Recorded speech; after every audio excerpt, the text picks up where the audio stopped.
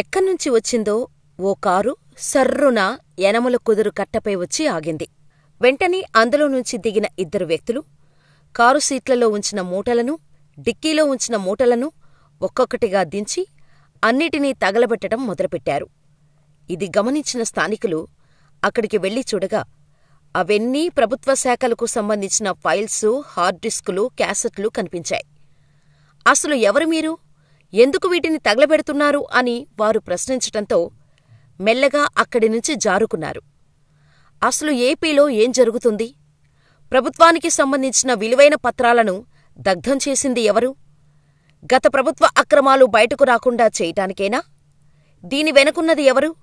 July 3, 2024న Krishna జిల్లా పెనమలూరు నియోజకవర్గంలోని యలమలకుదురు కరకట్ట వద్ద జరిగిన ఘటన రాష్ట్ర వ్యాప్తంగా కలకలం రేపుతోంది. కారులో వచ్చిన ఇద్దరు వ్యక్తులు మైనింగ్ శాఖకు చెందిన కీలక సమాచారం ఉన్న ఫైల్సు, హార్డ్ డిస్కులు, క్యాసెట్లు దగ్ధం చేశారు. విపరీతమైన పొగ, చెలరేగిన మంటల కారణంగా స్థానికులు సంఘటనా స్థలానికి చేరుకోగా ఇద్దరు వ్యక్తులు దస్త్రాలను కాల్చి బూడిద చేయటం కనిపించింది. దీంతో ఫైల్స్ను ఎందుకు తగలబెడుతున్నారని స్థానికులు ప్రశ్నించటంతో అక్కడి నుంచి కారులో ఉన్న ఫైల్స్తో పరారయ్యారు. స్థానికులు సైతం వారిని వెంబడించారు. యనమల కుదురు కట్టమీద రోడ్డు వెంట రికార్డులు తగలపెట్టింది ప్రభుత్వ సిబ్బందిగా అనుమానం వ్యక్తం చేస్తున్నారు. మాజీ మంత్రి పెద్దిరెడ్డి రామచంద్రారెడ్డి అనుచరులుగా కూడా అనుమానిస్తున్నారు. కారులో పెద్ద ఎత్తున తెచ్చిన దస్త్రాలు కాల్చిన ఘటనపై స్థానికులు పోలీసులకు ఫిర్యాదు చేసినట్టు సమాచారం. ఈ సమాచారం తెలుసుకున్న ఎమ్మెల్యే బోడే ప్రసాద్ కూడా పోలీసులకు సమాచారం ఇచ్చినట్టు తెలుస్తోంది. కృష్ణానది ఇసుక తిన్నెల వద్ద కారు ఆపి ప్రభుత్వానికి సంబంధించిన పత్రాలు దహనం చేశారని ఎమ్మెల్యే పోలీసులకు చెప్పారు. గత ప్రభుత్వంలో చేసిన అవినీతి, అక్రమాలు బయటకు వస్తాయనే భయంతోనే ఇలా ఫైల్స్ దగ్ధం చేసి ఉంటారని ఎమ్మెల్యే ప్రసాద్ తెలిపారు. అధికారులు ఉన్నతస్థాయి విచారణ చేపడితే వాస్తవాలు వెలుగులోకి వస్తాయని పేర్కొన్నారు. కాగా పత్రాల దహనం వ్యవహారంపై గురువారం ప్రభుత్వం ఆరా తీయనుంది. దగ్ధం చేసిన వారిపై కఠిన చర్యలు తీసుకునే అవకాశం ఉంది. అసలు గనుల శాఖలో ఏం జరిగిందో పూర్తిస్థాయి విచారణకు కూడా ఆదేశించే అవకాశం లేకపోలేదు. ఇప్పటికే కూటమి ప్రభుత్వం మాజీ మంత్రి పెద్దిరెడ్డి రామచంద్రారెడ్డిపై విచారణ చేపట్టాలని భావిస్తోంది. ఈ క్రమంలోనే ఆయన నిర్వహించిన శాఖకు సంబంధించిన పత్రాలు దగ్ధం చేయటంపై సర్వత్రా అనుమానాలు వ్యక్తమవుతున్నాయి. ఈ ఘటనపై తక్షణమే విచారణకు చంద్రబాబు ప్రభుత్వం ఆదేశించే అవకాశాలు ఉన్నాయి. ఎమ్మెల్యే బోడే ప్రసాద్ ఫిర్యాదుతో రంగంలోకి దిగిన పోలీసులు విచారణ వేగవంతం చేశారు.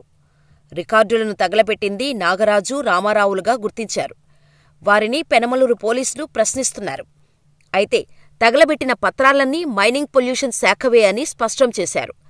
పొల్యూషన్ శాఖ చైర్మన్ సమీర్ శర్మ ఆదేశాలతోనే తాము పత్రాలు దగ్ధం చేసినట్టు డ్రైవర్ నాగరాజు స్పష్టం చేసినట్టు తెలుస్తోంది. కాగా తగలబెట్టిన పత్రాలపై నాటి మంత్రి పెద్దిరెడ్డి రామచంద్రారెడ్డి, సమీర్ శర్మ ఫోటోలు కూడా ఉన్నాయన్నారు.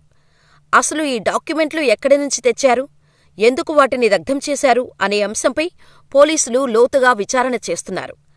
గత ప్రభుత్వ అక్రమాలు బయటకు రాకుండా చేసేందుకే ఇలా చేశారని, ఇప్పటికే పలు శాఖలపై కూటమి ప్రభుత్వం శ్వేతపత్రాలు విడుదల చేస్తున్న క్రమంలో పెద్దిరెడ్డి అవినీతి బయటకు రాకుండా ఉండేందుకు అధికారులు హెల్ప్ చేస్తున్నారన్న విమర్శలు వస్తున్నాయి. మరోసారి మేమే గెలిచేస్తాం, సంక్షేమ పథకాలు చూసి తమ పార్టీకే పట్టం కడతారన్న భ్రమలో నాటి వైసీపీ మంత్రులు, ఎమ్మెల్యేలు వారు చేసిన అక్రమాలు, అడ్డగోలుగా ఇచ్చిన అనుమతులపై ఇప్పుడు వణికిపోతున్నారట. ఒక్కసారిగా ప్రభుత్వం మారటంతో ఎక్కడ తాము పట్టుబడతామోనని తెగ భయపడిపోతున్నారట.